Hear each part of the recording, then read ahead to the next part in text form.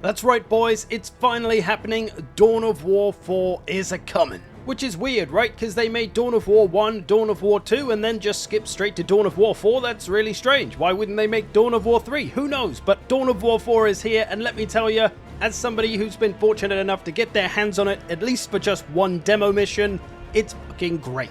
Now, sadly, I'm not allowed to actually show you what I got to play, but we can look at this B-roll footage that they sent me, and we can talk about it. First off, let me just ease your mind. This game has gone back to what made it great in the first place, a mixture of Dawn of War 1 and Dawn of War 2. There is proper base building with individual buildings for infantry, for vehicles, for special units. You got a HQ, classic RTS stuff. The 4 starting factions are going to be Space Marines, of course, Orcs, of course, but then Adeptus Mechanicus, you didn't see that one coming, and Necrons as well. So nice to see those two as factions you don't get to play as very often in Warhammer 40k games. Now you might be saying, what, no Astra Militarum? Well, they're in there, of course. You do get to play them in the tutorial, apparently. And I did see them in the demo I got to play. There was some Cadian guardsmen knocking around, some sentinels. So they'll be coming as a DLC, I guess, as well as every other faction, let's hope. Obviously, there's a lot of factions they could bring in DLC style. But to give some more details about the in-battle stuff, let's just freeze here and talk about everything we can see on screen right now. So playing as Blood Angels and most factions, although maybe not Necrons apparently, everything's going to revolve around requisition and power. The good old classic currencies from the older games. That's these two symbols you can see here. The other one is population cap, which in the demo I played was 300 like it is here. And let me tell you, as Space Marines, I couldn't get anywhere near that. But that's how the Space Marines are, because the factions play quite differently from each other. The Space Marines, they're more about quality units over quantity, so you don't have loads of them, but they're very powerful, as opposed to, say, the Orcs, who are the opposite.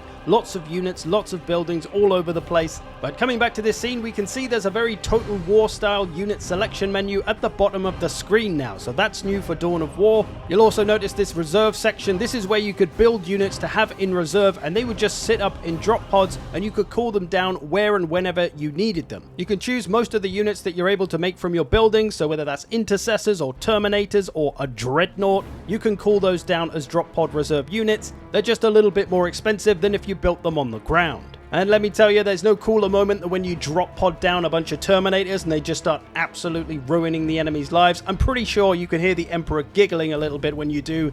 It's fantastic. As for the minimap, pretty much what you'd expect. You've got your requisition points, your power points, your units. The map I got to play in the demo was really nice, actually. It wasn't just a typical symmetrical kind of RTS map. It was kind of a circle with some intersecting bits here and there, but there was a couple of points on the map that you could really turn into a choke point and make tactical use of, so that was really nice. Coming down into the bottom right corner of the UI, let's talk about the little bar at the top first of all. You can see there's 3 abilities and then the circle on the right. That circle is about a quarter full at the moment, and it fills up as you fight enemies and kill them off, and when it does fill up, you'll get a point building them up, and then you can spend them on the abilities. The abilities cost 2 points for the first one, 5 points for the second one, and 11 points for the third one. The first ability is an XP boost, which you can drop on any unit to instantly level them up. That'll give them more HP, make them tougher, and give them any abilities that they get through their levels. The second ability is a bombing run from the air, which covers about maybe 4 or 5 units worth of space, so it's pretty big, does a lot of damage, but not quite as much damage as the final ability, which is an orbital bombardment. So in kind of a circular area, a laser gets blasted down constantly over like 10 seconds and just does a a ton of damage with every strike, so really good for dropping on bases and destroying a bunch of buildings or just large groups of enemies. So yeah, you had those to use fairly often throughout the mission I played. And below that we have the unit panel with currently the commander selected. Cyrus, you might recognize from the previous games. He's one of the heroes of the Blood Angels. First off, let me tell you that he's not too crazily powerful. It's not like that Dawn of War game that shall not be named, where heroes were kind of MOBAized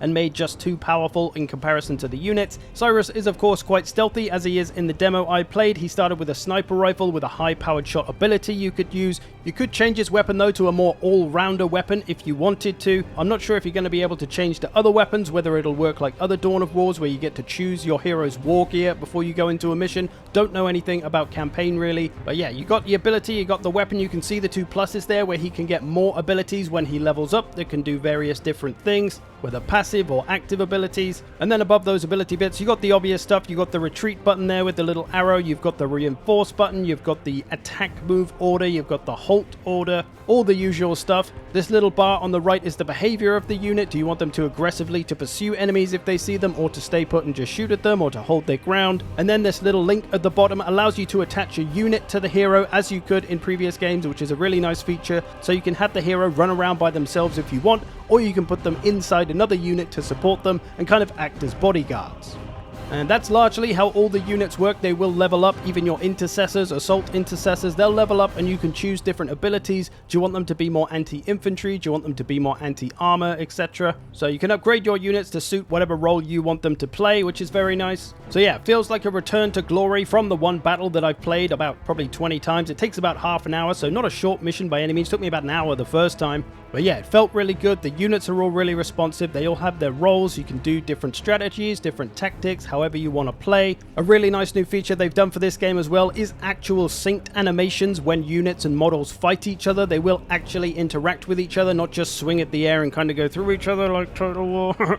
So yeah, that's a really nice system. Apparently any model can fight any model, and it will look pretty natural and authentic. So that's a really nice system. Everything looks great visually. Personally, as a man of the greenest skin, I'm looking forward to seeing how the orcs work. Apparently their buildings are really cheap, so you can build lots of them all over the place, build tons of units and just overrun everyone, as is the usual greenskins plan. You've also got the cavalry type units and the beast snagger boys and such. For the Adeptus Mechanicus, apparently it's going to be all about network and connectivity. Their buildings providing some bonuses based on proximity, and your units get buffs being near them or something like that. They'll also be able to see and track enemy movement in the fog of war, so a little bit of inside knowledge. They'll be able to know what's coming for them. As for the Necrons, they apparently don't care about requisition and power, and they expand by building and get more powerful from constructing new stuff. I don't really know. We'll have to see. Their army is a bit slower, but they can teleport around. They will heal themselves, of course. So overall, sounding like 4 distinct playstyles across the 4 different factions. As far as campaigns go, the little I do know is that each faction will get an individual campaign, thank God.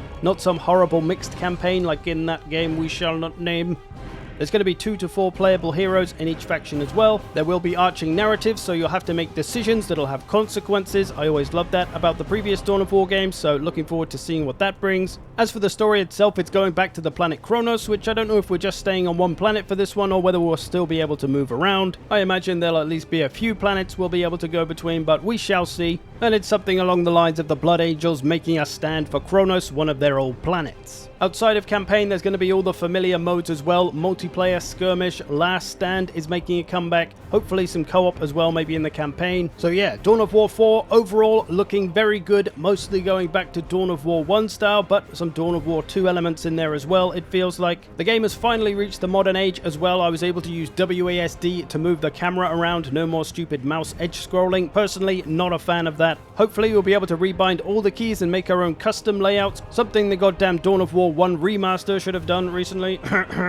But yeah, from what I've played, from what I've seen, Dawn of War 4 is shaping up to possibly be one of the best 40k games out there. We shall see what Relic can do. What about you? What do you reckon, you sexy bastard? Are you excited for it? Don't care? Let me know. I'm curious how people will take this. I think a lot of people are going to be very excited. A lot of people shouldn't be worried about it being anything like Dawn of War. The fucking fuck off. Seems like they've learned their lesson, so this one should be great. Expect to see a lot of it on this channel. I will keep you updated as news comes in. Otherwise, I hope you've enjoyed this. Thanks for watching. I will see you in the future.